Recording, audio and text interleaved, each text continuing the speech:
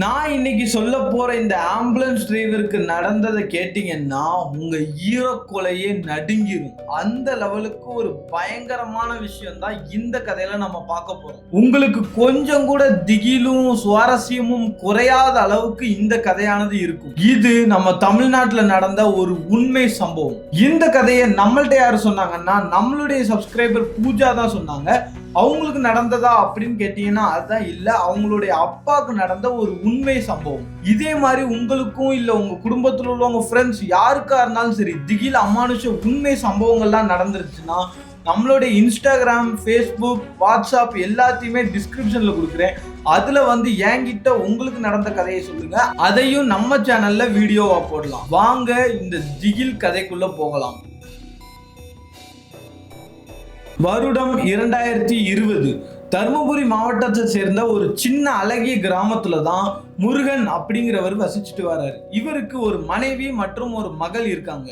இவருடைய வேலை அப்படின்னு பாத்தீங்கன்னா ஆம்புலன்ஸ் டிரைவரா வேலை பார்த்துட்டு இருக்காரு. இப்படியே எப்பவும் போல அவங்க வாழ்க்கை ஸ்மூத்தா போயிட்டு இருக்கும் போதுதான் ஒரு நாள் இரவு அந்த மர்ம காலானது ஒலிக்குது.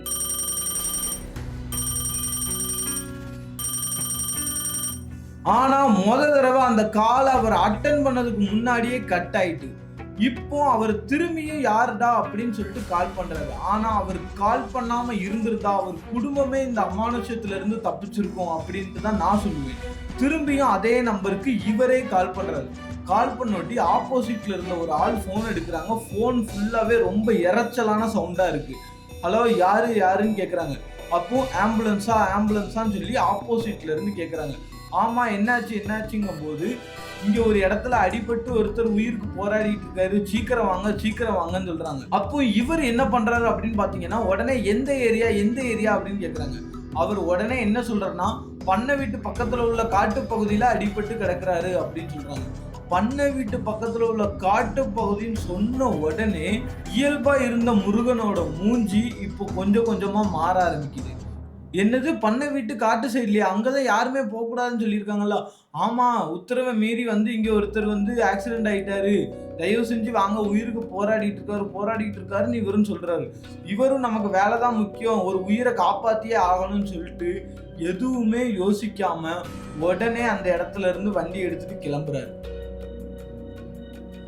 அப்படி கிளம்பி போயிட்டு இருக்கிறவரு கொஞ்சம் கொஞ்சமா அந்த பண்ணை வீட்டு காட்டு பகுதியை நோக்கி அவர் வண்டியை மூவ் பண்ணிட்டே இருக்காரு. அப்படியே போயிட்டு இருக்கும்போது பயம் தெரியக்கூடாது அப்படிங்கிற ஒரே காரணத்துக்காக ஆம்புலன்ஸ்ல உள்ள ரேடியோவை ஆன் பண்ணியிருக்காரு. ரேடியோல எப்பவும் போல நியூஸும் பாட்டும் இயல்பா கேட்டுக்கிட்டே இருக்கு. அப்படியே வண்டி போயிட்டு இருக்க கொஞ்சம் கொஞ்சமா நிலவோட ஒளியும் சரி, அங்க உள்ள மின் விளக்குகளோட ஒளியும் சரி கொஞ்சம் கொஞ்சமா அப்படியே அணைய ஆரம்பிக்குது. ஏன்னா இருட்டு பகுதியை நோக்கி இவர் வண்டி மூவ் ஆயிட்டு இருக்கு. அப்படியே கொஞ்ச தூரம் போய்கிட்டே இருக்கிறாரு. பண்ணை வீடு வருது. அந்த பண்ணை வீட்டை தாண்டி போறாரு. காட்டு பகுதியானது வருது. ஃபுல்லாவே பயங்கரமா இருட்டு. ஒரு சொட்டு கூட வெளிச்சம் இல்ல. ஆம்புலன்ஸ்ல உள்ள லைட்டை வச்சு மட்டும்தான் இவர் போய்கிட்டே இருக்காரு. இப்படியே போய்கிட்டே இருக்கும்போது ஜிபிஎஸ் கனெக்ஷன் ஆனது கட் ஆகுது. பொதுவாகவே ஆம்புலன்ஸ்ல ஜிபிஎஸ் கனெக்ஷன் வச்சிருப்பாங்க. அதுல அவங்க மேப் அடிச்சு எந்த பக்கம் போகணுமோ அந்த பக்கம் அழகா போயிருவாங்க. இப்படியே இவர் அந்த பண்ணை வீட்டு பக்கத்துல உள்ள காட்டுப்பகுதி லொகேஷன் அடிச்சு போயிட்டு இருக்கும்போது கொஞ்ச தூரத்துல ஜிபிஎஸ் லொகேஷனும் கட் ஆகுது. கட் ஆனோட்டியும் முருகனுக்கு ஒண்ணுமே ஓடல. என்னடா இது, திடீர்னு நல்லா வேலை செஞ்சுட்டு இருந்த ஜிபிஎஸ் கட் ஆயிட்டு ஏதோ ஒரு டவர் ப்ராப்ளமா இருக்கும் அப்படின்னு சொல்லிட்டு அதை பெருசா எடுத்துக்காம இயல்பாவே அந்த பக்கம் வாகனத்தை ஓட்டிட்டு இருக்காரு. போக போக போக இருட்டானது ரொம்ப பயங்கரமா இருக்க ஆரம்பிக்குது. இவருக்கு சுத்தமா அக்கம் பக்கம் கண்ணே தெரியல. ஜஸ்ட் ஆம்புலன்ஸ்ல உள்ள ஹெட்லைட்டை மட்டும் வச்சு அந்த ரோடு விசிபிள் ஆகும். அது மூலியமா போயிட்டு இருக்காரு. இப்படியே போயிட்டு இருக்கும்போது திடீர்னு ஹெட்லைட் விட்டு அடிக்க ஆரம்பிக்குது. என்னடா இது, நம்ம ஒண்ணுமே பண்ணலையே, விட்டு அடிக்குது அப்படின்னு சொல்லிட்டு முருகர் லேசா ஸ்லோ பண்றாரு. ஸ்லோ பண்ணும்போது வண்டி ஆஃப் ஆகுது. அதே இடத்துல ஹெட்லைட்டும் ஆஃப் ஆகுது. முருகனுக்கு என்ன பண்ணனே தெரியல. அந்த இடத்துல அவ்வளவு இருட்டுல ஆம்புலன்ஸ்ல ஒத்தையில அந்த இடத்துல மாட்டிக்கிட்டாரு. உடனே முருகன் என்ன பண்றாரு, வண்டியை ஸ்டார்ட் பண்ணுவோம்னு சொல்லிட்டு வண்டியை ஸ்டார்ட் பண்றாரு. வண்டி ஸ்டார்ட் ஆகுது. ஆனா ஹெட்லைட் எரிய மாட்டேங்குது. இவருக்கு என்ன பண்ணனே தெரியல. அப்பயுமே அவரோட லொக்கேஷனுக்கு கொஞ்சம் கிட்ட வந்துட்டாரு. அந்த ஃபோன் வந்துச்சுன்னு சொன்னேன் தெரியுமா, பண்ணை வீட்டு காட்டு பகுதி கிட்ட. அந்த லொக்கேஷனுக்கு கொஞ்சம் கிட்ட வந்துட்டாரு. உடனே முருகன் இன்னும் கொஞ்சம் தூரம் தான் இருக்கு, நம்ம வண்டியை ஸ்டார்ட் பண்ணி லைட் இல்லாம போயிடலாம் அப்படின்னு முடிவு பண்ணி வண்டியை ஸ்டார்ட் பண்ணி லேசா மூவ் பண்றாரு. யாரோ ஒருத்தரோட குரல் கேட்குது. கொஞ்ச நேரம் கூர்ந்து கவனிச்சோட்டி தான் தெரியுது அது ஒரு பெண்ணோட குரல். அந்த பெண்ணோட குரல் என்ன சொல்லுதுன்னா, எங்களை காப்பாத்துங்க, எங்களை காப்பாத்துங்க, எங்களுக்கு ரொம்ப அடிபட்டிருக்கு, எங்களை காப்பாத்துங்க அப்படிங்கிற மாதிரி ரொம்பவுமே பயந்து போய் அவங்க கூப்பிடுற மாதிரி கேட்குது.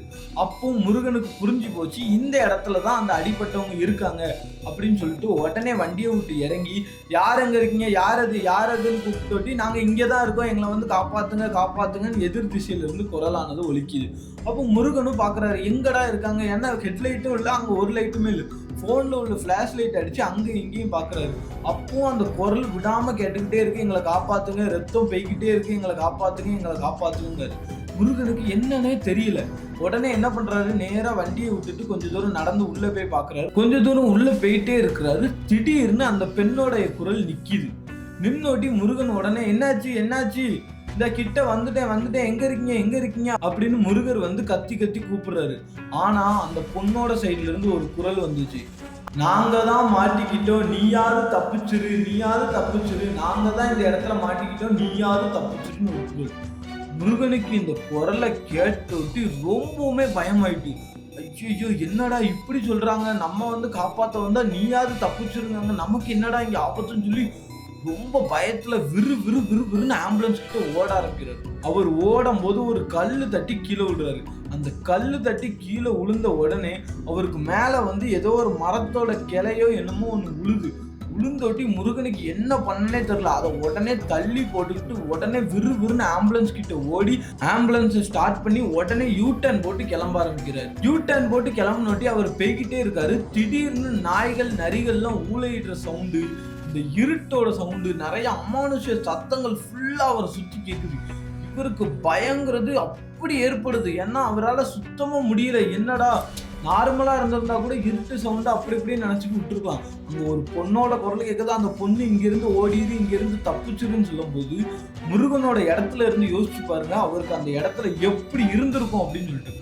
இங்கேயுமே பயங்கரமா அமானுஷ சத்தங்களா கேக்குதா, என்ன பண்ணன்னு தெரியாம பயங்கரமா வண்டியை ஸ்பீடா ஓட்டிட்டு போயிட்டு இருக்காரு. ஒரு கட்டத்துலதான் முருகனுக்கு தெரிய வருது, நம்ம வந்த வழியே இது கிடையாது அப்படின்னு சொல்லிட்டு. அப்ப அந்த இடத்துல எப்படி இருக்கும்னு யோசிச்சு பாருங்க. நம்ம வந்த வழியே கிடையாது, இவ்வளவு நேரம் வேற ஒரு வழியில போயிட்டு இருக்கோம் அப்படின்னு தெரிஞ்சோட்டி முருகனோட நிலைமையை யோசிச்சு பாருங்க. அவருக்கு அந்த இடத்துல என்ன பண்றதுன்னே தெரியல. இவர் தான் பயத்துல வழி மாறி போயிட்டாரா, இல்ல அந்த வழியே ரொம்ப அமானுஷ்ய வழியா அப்படிங்கிறதே முருகனுக்கு சுத்தமா புரியல. என்ன வழியிலடா போயிட்டு இருக்கோம் அப்படின்னு சொல்லி முருகர் ரொம்பவுமே பயந்து போய் வண்டியை விட்டு இறங்குறாரு. ஏன் தெரியுமா, இங்க இருந்து நம்ம எங்கேயாவது வழி இருக்கான்னு சொல்லி மேப் போட்டு பார்ப்போம் அப்படின்னு சொல்லிட்டு வண்டியை விட்டு இறங்குறாரு. வண்டியை விட்டு இறங்கி கொஞ்ச தூரம் தள்ளி வந்து பாக்குறாரு, பிளாஷ் லைட்லாம் அடிச்சு யாருமே இல்லை. இவருக்கு கொஞ்சம் பயமானது கம்மியாகுது. உடனே மேப் போட்டு பாக்குறாரு. சுத்தமாவே அந்த காட்டு பகுதியில டவர் இல்லை. மேக்சிமம் அந்த பண்ணை வீட்டு காட்டு பகுதியில வந்து டவரே இருக்காது. இவர் எப்படியாவது ஒரு பாயிண்ட் டவராவது இருக்கும், நம்ம மேப் போட்டு பார்த்துக்கலாம்னு சொல்லிட்டு பாத்துக்கிறாரு. ஆனா சுத்தமா அங்க டவரானது இல்லை. இவருக்கு என்ன பண்றதுன்னே தெரியாம என்ன பண்றாரு, உடனே வண்டி எடுக்கிறாரு. வண்டி எடுத்துட்டு ஸ்பீடா போயிட்டு இருக்கும்போது இப்போ ஒரு மனுஷன் அந்த வண்டிக்குள்ள குறுக்கால விழுறாரு. எப்படின்னு பாத்தீங்கன்னா, சட்டை போடாம வெறும் லுங்கி மட்டும் கெட்டிக்கிட்டு, இந்த கை இருக்கு பாருங்க, இந்த கையை உடஞ்சி கெட்டு போட்டிருப்பாங்க பாருங்க, மாவு கட்டு, அப்படி போட்ட மாதிரி ஒரு மனுஷன் வந்து குறுக்கால விழுறாரு. அவர் வந்து வண்டிக்கு குறுக்கால விழுந்து உடனே முருகன் கிட்ட சொல்றாரு, ஐயா நான் தான் ஆம்புலன்ஸ்க்கு ஃபோன் பண்ணேன், எங்களை ஏத்திட்டு போங்க, இங்க இருந்து காப்பாத்துங்கயா அப்படிங்கிற மாதிரி சொல்றாரு. முருகனுக்கு ஒண்ணுமே புரியல. அடிபட்டு உயிருக்கு போராடிட்டு இருக்காரு, நமக்கு போன் வந்துச்சு. ஆனா இங்க கை உடைஞ்ச நிலைமையில ஒரு மனுஷன் இருக்காரு, என்னடா இது அப்படின்னு சொல்லிட்டு அவர்கிட்ட அவரை பத்தி விசாரிக்க ஆரம்பிக்கிறாரு. நீங்க யாரு, என்ன ஏது அப்படின்னு கேட்கிறாரு. அப்போ அவர் சொல்றாரு, ஐயா அந்த இதெல்லாம் இப்போ தேவையே இல்லை, என்னை தயவு செஞ்சு இங்க இருந்து கூட்டு போயிருங்க, என்னால இங்க இருக்கவே எனக்கு பிடிக்கல, என்னை தயவு செஞ்சு கூட்டு போயிருங்கன்னு சொல்லிட்டு விறுவிறுன்னு வண்டிக்குள்ள ஏறி உட்கார்ந்துட்டாரு. வண்டிக்குள்ள ஏறி உட்கார்ந்துட்டு முருகனுக்கு ஒண்ணுமே புரியல. அப்போ முருகனுக்கு ஒரு தைரியம் மட்டும் வந்துச்சு. என்னது அப்படின்னு பாத்தீங்கன்னா, ஒரு மனுஷன் நம்ம கூட இருக்காரு, ஸோ நம்ம எந்த பயமும் இல்லாம நம்ம வந்து பேரலாம் அப்படின்னு சொல்லிட்டு முடிவு பண்றாரு. அப்புறம் என்ன பண்றாரு அப்படின்னு பாத்தீங்கன்னா, ஆம்புலன்ஸ் விரட்டி போயிட்டு இருக்காரு. இவரும் பக்கத்துல இருந்து ஏதாவது பேசுவார தவிர ஃபுல்லா பயந்துகிட்டே இருக்காரு. என்ன இங்க இருந்து கூட்டு போயிருங்க, எனக்கு இங்க இருக்க பிடிக்கலன்னு சொல்லி என்னை இங்க கூட்டு போயிருங்கன்னு சொல்லி சொல்லிக்கிட்டே இருக்காரு. அப்புறம் தான் என்ன ஆச்சு அப்படின்னு பார்த்தீங்கன்னா, ஒரு கட்டத்துல வந்து ஹெட்லைட் வந்து ஆன் ஆயிடுச்சு. சரி நல்லது ஹெட்லைட் ஆன் ஆயிட்டு அப்படின்னு சொல்லிட்டு முருகனும் தைரியமா இது பண்றாரு. திடீர்னு பார்த்தா வண்டிக்கு பின்னாடி ஏதோ டம்முன்னு ஒரு சவுண்டு, யாரோ கல்ல தூக்கி எறிஞ்ச மாதிரியே ஏதாவது ஒரு சவுண்டு கேட்குது. உடனே முருகன் என்ன பண்ணியிருக்கணும், இவ்வளவு அமானுஷத்துக்கு நடுவுல கண்டுக்காம போயிருக்கணும். ஆனா எவன்டா ஆம்புலன்ஸ் மேல கல்ல விட்டு எரிஞ்சான்னு சொல்லிட்டு அந்த இருட்டு ரோட்ல கூட இறங்கி போய் பாக்குறாரு. ஏன்னா கூட ஒரு ஆள் இருக்காருன்ற தைரியம். அப்ப என்ன சொல்றதுன்னா, ஐயா நீங்க உள்ள உட்காந்துறீங்க, நான் போய் என்ன ஏதுன்னு பார்த்துட்டு வரேன் அப்படின்னு சொல்லிட்டு முருகன் வந்து பின்னாடி வராரு. பின்னாடி வந்துட்டு பார்த்தா எதுவுமே இல்லை. திரும்ப உள்ள போய் பாக்குறாரு. மாவு கட்டு போட்டு ஒருத்தர் இருந்தார் தெரியுமா, அவரு அந்த இடத்துலயே இல்ல. எப்படி இருக்கும் யோசிச்சு பாருங்க. எனக்கு இப்ப சொல்லும் போதே புல் அரிக்குது. அந்த இடத்துல முருகனோட நிலைமை எப்படி இருக்கும், நான்லாம் அந்த இடத்துல இருந்திருந்தேன்னா எனக்கெல்லாம் அள்ளு விட்டுருக்கும். அந்த மாதிரி முருகனுக்கு நடந்துச்சு. அந்த இடத்துல அந்த மாவு கட்டு போட்ட மனுஷனே இல்லை. முருகனுக்கு இப்பதான் தெரியுது, இவ்வளவு நேரம் நம்ம கூட இருந்தது அமானுஷ்யம். நம்ம இப்படி ஒரு அமானுஷத்துக்கிட்ட மாட்டிக்கிட்டோமே, இங்க இருந்து எப்படியாவது தப்பிச்சா போதும், எப்படியாவது பொழைச்சா போதுன்னு சொல்லி உயிரை கையில பிடிச்சிட்டு விரட்டி போய்கிட்டே இருக்கும்போது என்ன ஆகுதுன்னா, அந்த பொண்ணோட குரல் கேட்குது. எந்த மாதிரி தெரியுமா கேட்குது, இவ்வளவு நேரம் நார்மலா ஒரு பொண்ணோட குரலா கேட்டுட்டு இருந்தது, இப்போ ரொம்பவுமே ஒரு அமானுஷ குரலா கேட்குது. இங்க இருந்து போயிருங்க, இல்ல நீயும் மாட்டிப்பன்னு சொல்லி அமானுஷத்தின் உச்சத்துல அந்த குரலானது கேட்கப்படுது. அப்புறம் இவர் பெய்கிட்டே இருக்கும்போது ஒவ்வொரு மரத்தடி கிட்டையும் ஏதோ ஒரு கருப்பு உருவம் இருக்கிற மாதிரி இவருக்கு தெரிஞ்சிருக்கு. இவரும் இதெல்லாம் மனப்பிரம்மன் மைண்டுக்குள்ள ஓட்டிக்கிட்டே போயிட்டு இருக்காரு. ஆனா ஏதோ கருப்பு உருவம் நிக்கிற மாதிரியே தெரிஞ்சிருக்கு. ஒரு கட்டத்துல அந்த மரத்துக்கிட்ட உத்து பாக்குறாரு. பார்த்தா அந்த கை ஒடிஞ்ச மனுஷன் தலையை ஒரு மாதிரி விகாரமா திருப்பி இவரை கொடூரமா பார்த்துட்டு இருந்தாங்க. எப்பா எனக்கு இப்ப யோசிச்சா கூட அவ்வளவு பயங்கரமா இருக்கு. உடனே முருகன் அதை எதையுமே கண்டுக்காம ரொம்பவுமே ஸ்பீடா அவர் வீட்டை நோக்கி போறாரு. ஒரு கட்டத்துக்கு மேல சரியான வழியை கண்டுபிடிச்சு அந்த பண்ணை வீட்டையும் தாண்டி ரொம்பவுமே ஸ்பீடா போறாரு. ஸ்பீடா போய் அவர் வீட்டுக்கு சேர்ந்துட்டாரு. அவர் வீட்டை சேர்ந்தோட்டி தான் முருகன் பெருமூச்சே விடுறாரு. இவ்வளவு தூரம் உயிர் பொழைச்சி வந்ததே பெருசு அப்படின்னு சொல்லிட்டு முருகனுக்கு அப்பதான் புரியுது. இதை தன்னோட மனைவிட்ட சொன்னா அதை நம்ப மாட்டா, மகள்கிட்ட சொன்னா மகள் பயந்துருவான்னு சொல்லிட்டு யார்கிட்டையுமே சொல்லாம அந்த இரவை வந்து கழிக்கிறாரு. இப்போ முருகனுக்கு என்ன கேள்வி அப்படின்னா, நேத்து நம்ம பார்த்த சம்பவம் என்னது, அங்க யாரு இருக்கா, அங்க இந்த அமானுஷம்லாம் எப்படி நடக்குது அப்படின்னு சொல்லிட்டு முருகன் அவன் ஃப்ரெண்டை கூட்டு போகலாம் அப்படின்னு சொல்லிட்டு முடிவு பண்றாரு. ஆனா அந்த இடத்துக்கு அவன் ஃப்ரெண்டானவன் வரமாட்டேன் அப்படின்னு சொல்றான். ஏன்னா அவன் ஃப்ரெண்டுக்கு ஏதோ ஒரு உண்மை தெரிஞ்சிருக்கு, அதனால அவன் ஃப்ரெண்டு வரமாட்டேன்னு சொல்றான். இவருக்கும் தனியா போக பயம். சரி பகல் தானே, நம்ம தனியா போலாம் அப்படின்னு சொல்லிட்டு முடிவு பண்றான். அப்போதான் அவன் மனைவி என்ன சொல்றான்னா, என்னங்க இன்னைக்கு ஒரு நாள் மட்டும் என் கூட வாங்க, ஒரு ஃபங்க்ஷன் வீட்டு வரைக்கும் போக வேண்டியது இருக்கு, பக்கத்து கிராமத்துல ஒரு ஃபங்க்ஷன் வீடு அப்படின்னு சொல்லிட்டு முருகனோட மனைவி கூப்பிட்டோட்டி முருகனும் என்ன யோசிக்கிறான், இவளை கொண்டு ஃபங்க்ஷன் வீட்டுல விட்டுட்டு நம்ம வந்து அப்படியே அந்த இடத்த போய் பார்த்துருவோம் அப்படின்னு சொல்லிட்டு முடிவு பண்றான். உடனே என்ன பண்றாங்க, அவங்க ஒய்ஃபை கூட்டிட்டு அந்த ஃபங்க்ஷன் வீட்டுக்கு போறோம். ஃபங்க்ஷன் வீட்டுக்கு போனவே அங்க அவனுடைய சொந்தக்காரங்க எல்லாத்தையுமே பார்க்குறான். சொந்தக்காரங்க எல்லாத்தையுமே பார்த்தோட்டி அந்த இடத்துக்கு போகணும்னு நினைச்சவன் இப்ப என்ன பண்றான்னா, அந்த சொந்தக்காரங்க கூட சேர்ந்து தண்ணியை போட ஆரம்பிச்சோட்டி இவன் அந்த இடத்துல இருந்து கிளம்புற ஒரு ஐடியாலே இல்லை. அப்போ வீட்டுக்கு போவாங்கன்னு சொல்லி சாயங்காலம் 6 மணி வரைக்குமே அவங்க ஒய்ஃபு இவங்களை கூப்பிட்டுக்கிட்டே இருக்காங்க. முருகன் வர்ற மாதிரியே இல்லை. அப்புறம் 6 மணிக்கு தான் லேசா போதை தெளிஞ்சு என்ன பண்றான்னா, வா வீட்டுக்கு போகணும்னு சொல்லிட்டு போறாரு. அப்படி வீட்டுக்கு போற வழியில தான் ஒரு போர்டை பாக்குறாரு. அந்த போர்டுல என்ன எழுதியிருக்குன்னா, பண்ணை வீட்டு காட்டு பகுதி ரைட் சைடு அப்படின்னு சொல்லி அம்புக்குறி போட்டு ஒரு போர்டு இருக்கு. இவங்க ஊரு லெஃப்ட் சைடு. அப்போ இவர் ஆல்ரெடி அரை போதையில இருக்காரா, இவர் என்ன பண்ணிட்டாரு, ஒய்ஃப் இருக்கா, மணியும் 6 மணி தானே ஆகுது, உடனே நம்ம போய் பார்த்துருவோம் அந்த இடத்த அப்படின்னு சொல்லிட்டு அந்த இரவு நேரத்துல தன்னுடைய ஒய்ஃபை கூட்டிட்டு அந்த இடத்துக்கு போறாரு. இப்போ உங்களுக்கே தெரிஞ்சிருக்கும் முருகன் பண்ணது எந்த லெவலுக்கு ஒரு பயங்கரமான தப்புன்னு. அந்த தப்போட விளைவு என்னெல்லாம் நடக்குது அப்படின்னு சொல்லிட்டு பார்க்கலாமா. என்ன ஆச்சு அப்படின்னு கேட்டீங்கன்னா, உடனே அதுக்குள்ள போறாரு பண்ணை வீட்டு காட்டு பகுதிக்குள்ள. அப்போ உடனே அந்த ஒய்ஃப் சொல்றாங்க, ஏங்க இந்த வழியா போறீங்க, இந்த வழியா போறது ஆபத்து இல்ல, எதுக்கு இங்க போறீங்கன்னு ஒட்டி அவர் ஹஸ்பண்ட் இப்பதான் சொல்றாரு, நான் நேற்று இந்த மாதிரி இங்க வந்தேன், இங்க என்னெல்லாம் அமானுஷம் நடந்துச்சோ எல்லாத்தையுமே சொல்லிட்டாங்க.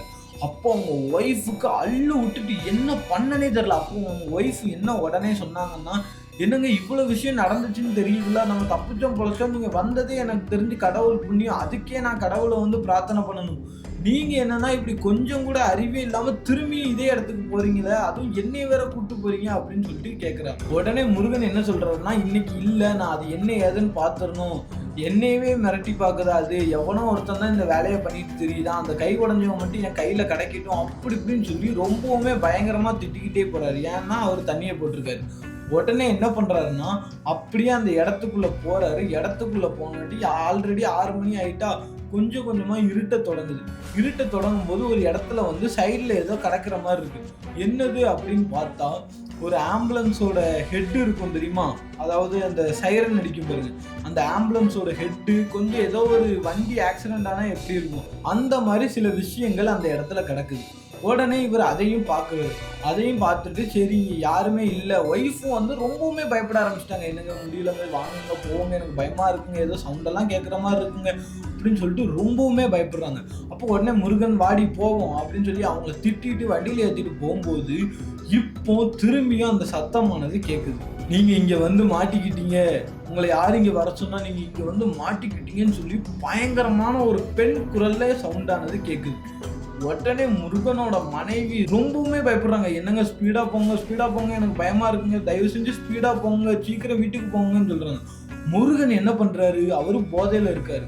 நேத்து இதே மாதிரிதான் கேட்டுச்சு, யார் அது சவுண்டு போடுறதுன்னு சொல்லிட்டு அந்த இடத்துல வண்டியை நிப்பாட்டுறாரு.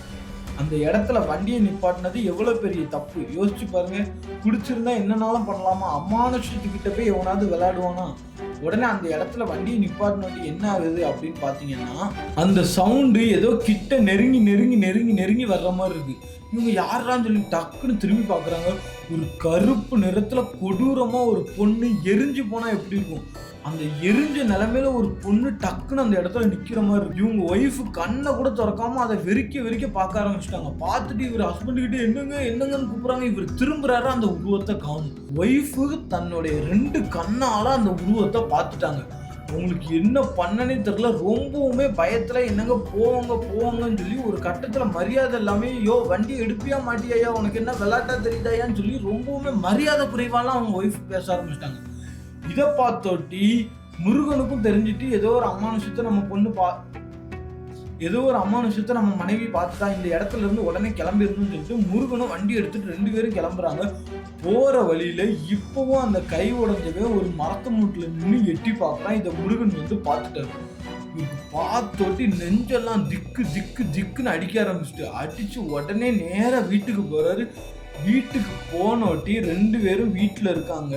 அவங்க ஒய்ஃபுக்கு கொஞ்ச நேரத்துல காய்ச்சலானது ரொம்ப பயங்கரமா ஏற்படுது. உடம்பெல்லாம் நெருப்பா கொதிக்குது, அந்த லெவலுக்கு காய்ச்சலானது ஏற்படுது. உடனே முருகன் வந்து இவ வந்து பயத்துல காய்ச்சல் வந்திருக்கு அப்படின்னு சொல்லிட்டு ஹாஸ்பிட்டல் கூட்டு போறாங்க. ஹாஸ்பிட்டல் போனோட்டி அங்கேயுமே இன்ஜெக்ஷன் போடுறாங்க, மாத்திரை கொடுக்குறாங்க, சாப்பிட்டு மாத்திரை போடுங்க அப்படிங்கிற மாதிரி சொல்றாங்க. உடனே இவங்களும் என்ன பண்றாங்க, சாப்பிட்டு மாத்திரை போட்டு படுக்கிறாங்க. அதுக்கப்புறம் முருகன் தொட்டு பார்க்குறாரு, கொஞ்சம் காய்ச்சல் கம்மியான மாதிரி இருக்கு. சரி இவளுக்கு பயத்துல தான் இதாயிருக்கு போல அப்படின்னு சொல்லிட்டு விட்டுட்டாங்க. மறுநாள் காலையில ஆகுது. என்ன ஆகுதுன்னு பாத்தீங்கன்னா, இவங்க ஒய்ஃப் அதிகாலையிலேயே எந்திரிச்சு அவங்க வீட்டு வேலையெல்லாம் பார்த்துட்டு இருக்காங்க. அப்போதான் முருகனுக்கு ஒரு நிம்மதி பெருமூச்சே வருது. நம்ம ஒய்ஃபுக்கு ஒன்றும் ஆகலை, நல்ல வேலை அப்படின்னு சொல்லிட்டு அவன் வாழ்க்கை இயல்பா போகுது அப்படின்னு நினைச்சுக்கிட்டு எப்பவும் போல இயல்பான வேலைகள்லாம் ஆரம்பிக்கிறான். அப்போ வழக்கம் போல ஆம்புலன்ஸ் எடுத்துட்டு ஹாஸ்பிட்டலுக்கு போறான். போகும்போது எப்பவுமே வழி அனுப்பி வைக்கிற மனைவி அப்போ அந்த இடத்துல வந்து நின்றுக்கிட்டு என்ன தெரியுமா சொல்றாங்க, திரும்பியும் வருவியா, உனக்காக காத்துக்கிட்டு இருக்கேன் அப்படிங்கிற மாதிரி சொல்றாங்க. என்னடா இவ இப்படி ஒரு மாதிரி வினோதமா பேசுறா, திரும்பியும் வருவீங்களா, உங்களுக்காக காத்துக்கிட்டு இருக்கேன் அப்படிங்கிற மாதிரி சொல்றாளன்னு சொல்லிட்டு இவருக்கு ரொம்பவுமே குழப்பம். உடனே வந்து என்ன பண்றாரு, சரி எப்போ சும்மா ஏதாவது பேசுவலா இருக்கும் அப்படின்னு சொல்லிட்டு அதை பெருசா எடுத்துக்காம வண்டியை எடுத்து கிளம்புறாரு. கிளம்பும் போது யூடர்ன் போடணும். அவர் வீட்டுல வந்து ஒரு பார்க்கிங் மாதிரி இடத்துல விட்டுருப்பாரு. இப்படி யூடர்ன் போட்டு ரோட்ல இறக்கி விடணும். யூடர்ன் போட்டு இப்படி திரும்புறாங்க. நடு ஆம்புலன்ஸ்க்கு முன்னாடி அவங்க ஒய்ஃப் வந்து நிக்கிறாங்க. நின்னோட்டு இவருக்கு திக்குன்னு ஆயிட்டு, இவ எதுக்கு இப்படி வந்து நின்றுட்டு இருக்கா, இவளுக்கு என்னதான் ஆச்சு அப்படின்னு சொல்லிட்டு முருகனுக்கு வந்து ரொம்பவுமே ஒரு கன்ஃபியூஷன். என்னமாச்சு உனக்கு என்ன அப்படின்னு கேட்கும்போது, நேரத்தே சொன்னேன் நீ திரும்பியும் வந்து மாட்டிக்கிட்டேன்னு, நான் சொன்னதை எங்க கேட்கவா செஞ்ச அப்படிங்காங்க. இதை ஒரு தடவை சொல்லிட்டு விட்டா பரவாயில்ல, திரும்பியும் சொல்றாங்க. முருகனுக்கு என்ன பண்ணனே தெரியல. என்னடா அந்த அமானுஷம் மாதிரியே நம்ம பொண்டாட்டி பேசிட்டு இருக்கா, இவ நம்மளை வச்சு விளையாடுறாளா ஏதாவது பண்றாளான்னு சொல்லிட்டு முருகன் வந்து பெருசா எடுத்துக்காம தூரப்படி சும்மா என்னத்தையாவது பயமுடுத்திட்டு அடக்காத அப்படின்னு சொல்லிட்டு தள்ளி போக சொல்லிட்டு இவர் முருகன் வழக்கம் போல ஆம்புலன்ஸ் எடுத்துட்டு ஹாஸ்பிட்டலுக்கு போறாரு. ஹாஸ்பிட்டலுக்கு போனோட்டி ஒரு முதல் விஷயமா என்ன தெரியுமா பண்றாரு, நேத்து ஒரு மர்மமான கால் வந்துச்சு. அது எங்க இருந்து வந்துச்சு, 108க்கு வராம டைரக்டா எப்படி நம்ம நம்பருக்கு வந்துச்சு, நம்ம நம்பரை யாரு கொடுத்தா அப்படிங்கிற மாதிரி யோசிக்கிறாரு. அப்போ உடனே அங்க ஹாஸ்பிட்டல் உள்ள எல்லாத்தையும் சொல்றாரு, இந்த மாதிரி எனக்கு நேற்று காட்டுக்குள்ள இருந்து போன் வந்துச்சு, யார் அடிச்சா என்னன்னு தெரியல, அதை எனக்கு தெரிஞ்சு செக் பண்ணணும் அப்படிங்கிற மாதிரி சொல்றாரு. அங்க உள்ளவங்க நான் செக் பண்ணிட்டு பாக்குறேங்க அப்படின்னு சொல்லி ஒரு கம்பவுண்டர் வந்து சொல்றாரு. உடனே முருகனும் வந்துட்டு எதுவும் இது பண்ணல. அப்போதான் கொஞ்ச நேரம் கழிச்சு அவங்க மனைவி நம்பர்ல இருந்து ஒரு கால் வருது. கால் வந்தோட்டி யாருன்னு சொல்லி இவ மனைவி தான் எப்பவும் போல சாப்பிட்டீங்களா என்ன ஏதுன்னு அடிப்பான்னு பார்த்தா போன்ல பேசுறது அந்த சின்ன புள்ள. அந்த சிறுமி என்ன சொல்றான்னா, அப்பா எனக்கு பயமா இருக்குப்பா, அம்மா ஒரு மாதிரி பண்ணிட்டு இருக்காங்கப்பா, வினோதமா பண்ணிட்டு இருக்காங்கப்பா, நெருப்புல கைய வச்சு விளையாண்டுட்டு இருக்காங்கப்பா, கொதிக்க கொதிக்க சுடுதண்ணியை போட்டு அந்த சுடுதண்ணியில குளிச்சுட்டு இருக்காங்கப்பா, எனக்கு ரொம்ப பயமா இருக்குப்பா, அம்மா நடவடிக்கையே சரியில்லைப்பா, ஒரு மாதிரி ஒரு சாரியை கட்டிட்டு தலைவரி கோலமா நடு வீட்டுல உட்கார்ந்துருக்காங்கப்பா, எனக்கு என்ன பண்ணனே தெரியலப்பா, எனக்கு பயமா இருக்குப்பா, எப்பவுமே அம்மா இப்படிலாம் பண்ணவே மாட்டாங்கப்பா, இன்னைக்கு என்னன்னா கேஸ் ஸ்டவ் ஆன் பண்ணி நெருப்புல கைய வச்சு விளையாண்டுட்டு இருக்காங்கப்பா, நீங்க தான்ப்பா வரணும், சீக்கிரம் வாங்கப்பா, சீக்கிரம் வாங்கப்பாங்க. உடனே பொண்ணு இவ்வளவு பயந்ததை பார்த்து பொண்ணுக்கு ஏதாவது ஆயிருமோன்னு சொல்லி முருகன் பயந்து போய் நேர வண்டியை கொண்டுட்டு வராரு. வண்டியை கொண்டுட்டு வந்தோட்டி அவர் மனைவிட்ட வந்து உனக்கு என்னடி ஆச்சு, என்ன பண்ணிட்டு இருக்கேன்னு சொன்னோட்டி, நான் தான் உங்ககிட்ட வராதன்னு சொன்னோம்ல, வந்து மாட்டிக்கிட்ட பாத்தியா அப்படின்னு சொல்லிட்டு அவங்க ஒய்ஃப் சொன்னோட்டி முருகனுக்கு இந்த இடத்துல தெரிஞ்சு போச்சு, ஒரு அமானுஷம் தான் நம்ம மனைவியோட உடம்ப வந்து பொசஸ் பண்ணியிருக்கு அப்படின்னு சொல்லிட்டு, அதுவும் நேத்து பார்த்து அந்த அமானுஷம் தான் அப்படிங்கிற மாதிரி. உடனே என்ன பண்றாரு, அன்னைக்கு அந்த காட்டு பகுதிக்கு கூப்பிடும் போது ஒரு ஃப்ரெண்டு வரமாட்டேன்னு சொன்னாங்களா, அப்போ இவனுக்கு ஏதோ ஒரு உண்மை தெரிஞ்சிருக்கு அப்படின்னு சொல்லிட்டு அவங்க ஃப்ரெண்டுக்கு ஃபோன் அடிக்கிறாரு. அப்போ அந்த ஃப்ரெண்டு கிட்ட நடந்தது எல்லாத்தையுமே சொல்றாரு. இந்த மாதிரி மனைவியை கூப்பிட்டு போனேன், மனைவி ஒரு உருவத்தை பயத்தை ரொம்ப பயந்துட்டோம், டே உன்னை யாரா அங்க போச்சுன்னது, ஒரு தடவை தப்பிச்சு வந்துட்டல, திரும்ப எதுக்கு உன்னை யாரு போச்சோன்னா, அதுவும் மனைவியை எதுக்கு கூப்பிட்டு போனோம்னு சொல்லி ரொம்பவுமே கண்ட மணிக்கு திட்டுறான். இப்படி திட்டிட்டு என்ன பண்றான்னா, ஒரு நிமிஷம் இது நானே உன் வீட்டுக்கு வாரேன் அப்படின்னு சொல்லிட்டு 4 கோடாங்கியை கூட்டிட்டு அவன் ஃப்ரெண்டு வாரான். ஏன்னா அவன் ஃப்ரெண்டுக்கு இந்த காட்டுக்குள்ள என்ன நடக்குது, என்ன இங்க நடந்துச்சு அப்படின்னு எல்லாமே தெரிஞ்சிருக்கு. உடனே அந்த இடத்துக்கு 4 கோடாங்கியை கூப்பிட்டு வரான். அந்த கோடாங்கிகளை கூப்பிட்டு வந்தோட்டியே நம்ம முருகனுக்கு தெரிஞ்சு போச்சு, நம்ம மனைவியை வந்து ஏதோ ஒரு ஆத்மா தான் இதாகி இருக்கு, அதனாலதான் கோடாங்கியே கூப்பிட்டு வந்திருக்கான் நம்ம ஃப்ரெண்டு அப்படிங்கிற மாதிரி தெரிஞ்சு போச்சு. தெரிஞ்சு போனாட்டி என்ன தெரியுமா பண்றாங்க, உடனே அந்த கோடாங்கி எல்லாரும் உட்கார்ந்து நிறைய மந்திரங்களை போட்டு அந்த ஆவி யாரு என்னன்னு கேட்கும் போதுதான் அந்த ஆவி தன்னுடைய உண்மை கதையை சொல்ல ஆரம்பிக்குது. அதாவது என்னன்னா, சுமார் 4 வாரங்களுக்கு முன்னாடி அந்த பொண்ணும் அந்த பொண்ணோட கணவரும் அந்த வழியா வண்டியில போயிருக்காங்க. அதாவது என்ன அப்படின்னு பாத்தீங்கன்னா, ஒரு ஸ்கூட்டில அந்த பொண்ணு வந்து ஓட்டுறாங்க, இந்த கணவர் வந்து பின்னாடி உட்கார்ந்து போனாங்க. ஏன்னா அந்த கணவருக்கு வந்து கை உடைஞ்சிருக்கு, அவங்களுக்கு வந்து ட்ரீட்மெண்ட் பண்றதுக்காக. நேர் வழியில போனா ரொம்ப தூரம் சுத்துன்னு சொல்லி குறுக்கு வழியா போலான்னு சொல்லி இந்த பண்ணை வீட்டு காட்டுப்பகுதி வழியா அவங்க போயிருக்காங்க. அப்படி போகும்போது அந்த இடத்துல ஸ்லிப் ஆகி, ஏன்னா அது ரொம்ப காட்டுப்பகுதி டேஞ்சரான ஏரியானால ஸ்லிப் ஆகி 2 பேருமே கீழே விடுறாங்க. ரொம்பவுமே பலத்த அடி ஏற்படுது. இதுல அந்த மனைவி வண்டி ஓட்டினாங்க தெரியுமா, அவங்களுக்கு ரொம்பவுமே பலத்த அடி ஏற்படுது. உடனே அந்த கணவர் வந்து 108க்கு கால் பண்ணி அந்த இடத்துக்கு ஆம்புலன்ஸை வர வைக்கிறாரு. ஆம்புலன்ஸும் அந்த இடத்துக்கு வந்து அந்த ஆம்புலன்ஸ்ல உள்ளவங்க அவங்க 2 பேரையுமே ஸ்ட்ரெச்சர்ல உள்ள வச்சு கொண்டு போயிட்டு இருக்காங்க. அப்படி கொண்டு போயிட்டு இருக்கும்போது பண்ணை வீடு இருக்கு தெரியுமா, அந்த பண்ணை வீட்டுக்கு ஒரு 5 கிலோமீட்டருக்கு முன்னாடி அந்த ஆம்புலன்ஸ் தரம் புரண்டு காட்டு பகுதிக்குள்ள கீழே விழுந்து அதே இடத்துல தீக்கு இரையாகுது. அதாவது எப்படி சொல்லணும்னா, அதே இடத்துல வெடிச்சு செதறுது. அந்த ஆம்புலன்ஸ்ல வெடிச்சு செதறின பாகங்களை தான் முருகன் அன்னைக்கு இரவு அந்த இடத்துல பார்த்தது. அப்போதான் முருகனுக்கே புரியுது, ஆமா நம்ம ஒரு ஆம்புலன்ஸ் வந்து அடிபட்டு இருந்த மாதிரி அந்த இடத்துல பாகங்கள்லாம் பார்த்தோம்ல அப்படின்னு சொல்லி முருகர் யோசிக்கிறாரு. ஆனா இப்படி ஒரு சம்பவம் நடந்தது நமக்கு இப்படி தெரியாம போச்சு அப்படிங்கிற மாதிரி முருகர் யோசிக்கும் போது தான் அவருக்கு தெரிய வருது, 4 வாரத்துக்கு முன்னாடி குடும்பத்தோட அவர் வந்து திருப்பதி போயிருந்தாரு அப்படிங்கிறது. ஸோ அதுக்கப்புறம் ஊருக்கு வந்திருக்காரு. இந்த மாதிரி நியூஸ் அவர் வந்து பெருசாக கேட்கவும் இல்லை, அவர் வேலையை பார்த்துட்டு இருந்திருக்காரு. யாருக்கிட்டையும் அவர் என்னாச்சு ஏதுன்னு விசாரிக்கவும் இல்லை, யாரும் இவர்கிட்ட சொல்லுறதுக்கும் முன் வரலை. ஸோ வந்து இதை கேஷுவலாக எல்லாருமே விட்டனால முருகருக்கு இந்த விஷயம் தெரியவே தெரியாதனால இப்போதான் முருகருக்கே தெரியுது அந்த இடத்துல இவ்வளோ பெரிய ஒரு கோர விபத்து ஏற்பட்டிருக்கு. அந்த விபத்துல தீக்கு கரியாகி இரையானவங்க தான் அந்த மனைவி, அப்புறம் அந்த கையில அடிபட்டு இருந்தாரு பாத்தீங்களா அவரு. இவங்க தான் அன்னைக்கு நிறைய இந்த அமானுஷ்ய வேலைகளுக்கு எல்லாம் காரணம் அப்படின்னு சொல்லிட்டு முருகருக்கு புரிய வருது. உடனே முருகன் இருந்துட்டு என்ன பண்றாருன்னா, ஐயோ தெரியாம அந்த இடத்துக்கு வந்துட்டேன், இனிமே அந்த இடம் பக்கமே வரமாட்டேன், தயவு செஞ்சு என் குடும்பத்தை விட்டுருங்கன்னு சொல்லி அந்த பொண்ணுகிட்ட ரொம்ப கெஞ்சுது. அது தன்னுடைய மனைவியோட உடம்பு வேற பொசஸ் பண்ணியிருக்கா. உடனே கோடாங்கிலாம் என்ன பண்றாங்கன்னா, நிறைய மந்திரங்களை போட்டு அந்த பொண்ணோட உடம்பு விட்டு வெளியே வர வைக்கிறாங்க. ஆனா அந்த ஆத்மா வெளியே வரவே மாட்டேங்குது. நான் இந்த ஆம்புலன்ஸ் டிரைவரோட குடும்பத்தை பழி வாங்காம விட மாட்டேன், நான் இறந்ததுக்கு என்னுடைய கணவர் இறந்ததுக்கு இவங்க தான் காரணம்னு சொல்லிட்டு சொல்லுது. அப்போ முருகன் சொல்றாரு, நான் அந்த ஆம்புலன்ஸ் டிரைவரே கிடையாது, அந்த ஆம்புலன்ஸ் டிரைவர் சேர்ந்து இறந்துட்டாரு அப்படிங்கிற மாதிரி சொல்றாரு. ஆனா அந்த பொண்ணு எதையுமே நம்புற மாதிரி இல்லாத ஒரு ஆக்ரோஷமான ஆத்மா அப்படிங்கிற ஒரே காரணத்தினால இவர் வந்து பழி வாங்குவேன் மட்டுமே சொல்லிட்டே இருந்திருக்கு. உடனே முருகனுக்கு என்ன பண்ணனே தெரியல. உடனே சாமியார்கிட்ட போய் எப்படியாவது என் குடும்பத்தை காப்பாத்துங்க சாமி அப்படிங்கிற மாதிரி சொல்றாங்க. உடனே சாமியார் எல்லாரும் என்ன பண்றாங்கன்னா, இப்போதான் ஒரு கொடூரமான வித்தையை வந்து காட்டுறாங்க. என்ன அப்படின்னா, 4 பேரும் 4 சாட்டை இருக்கு தெரியுமா, சாட்டையை வச்சு அந்த பொண்ணை அடிச்சு அந்த ஆத்மாவை வந்து வெளியேற்றுறாங்க. அதுக்கப்புறம் ஒரு வழியாக அந்த ஆத்மா வெளியேறினோட்டி இந்த பொண்ணை ரெஸ்ட் எடுக்க வைக்கிறாங்க. ரெஸ்ட் எடுக்க வச்சோட்டி சாமியார் வந்து சொல்கிறாரு, இந்த மாதிரி நீங்கள் அந்த இடத்துக்கு போனது கூட பிரச்சனை இல்லை, போயிட்டு வந்துட்டீங்க, திரும்பியும் அந்த இடத்துக்கு எதுக்கு போனீங்க, அதுவும் உங்கள் மனைவியை எதுக்கு கூப்பிட்டு போனீங்க, இதே மாதிரி விபரீத விளையாட்டுலாம் இனிமேல் இறங்காதீங்க. அமானுஷ்யங்கிறது சும்மா கிடையாது, நம்ம எடுத்தோம் கவுத்தோம்லாம் அதை வந்து ஓட்டி வெளியே அனுப்பிட முடியாது. அது ஒரு தடவை பழி வாங்கணும்னு நினச்சிட்டுனா அது பழி வாங்க முடியாது.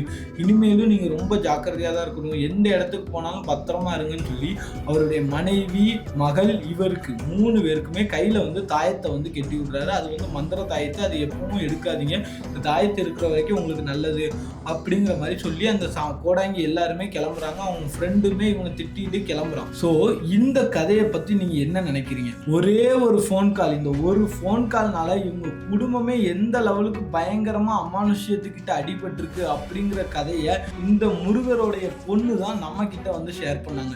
இதே மாதிரி திகில் உண்மை சம்பவங்கள் உங்களுக்கோ இல்லை உங்கள் குடும்பத்தில் உள்ளவங்க யாருக்கா இருந்தாலும் நடந்துருந்துச்சுன்னா கீழே டிஸ்கிரிப்ஷனில் நம்மளுடைய சோசியல் மீடியா அக்கௌண்ட்ஸ்லாம் கொடுத்துருக்கேன், வந்து என்கிட்ட வந்து சொல்லுங்கள். அதையும் நம்ம கதையாக சொல்லி நம்ம சேனலில் அப்லோட் பண்ணலாம். இதே மாதிரி அமானுஷ்ய கதைகள்லாம் நல்லா பிடிக்கும்னா என்னுடைய பேஜை ஃபாலோ பண்ணி வச்சுக்கோங்க. அதுக்கப்புறம் உள்ள இதே மாதிரி நிறைய வீடியோ இருக்குது, எல்லாத்தையும் ஒன்று ஒன்றா பாருங்கள், எல்லாத்துக்கும் லைக் போடுங்க, எல்லாத்தையும் கமெண்ட் பண்ணுங்கள். இந்த மாதிரி அமானுஷ்ய உண்மை கதைகள் விரும்பி கேட்குற உங்களுடைய ஃப்ரெண்ட்ஸுக்கும் இந்த வீடியோவை ஷேர் பண்ணுங்கள். அப்போ தான் எனக்கும் நல்ல மோட்டிவேட்டாக இருக்கும் இதே மாதிரி நிறைய உண்மை சம்பவங்களை தேடி உங்ககிட்ட சேர்க்கறதுக்கு. இன்னொரு அமானுஷ திகில் சம்பவத்தில் உங்களை வந்து சந்திக்கிறேன். அதுவரை உங்களிடமிருந்து விடைபெறுகிறேன். வணக்கம்.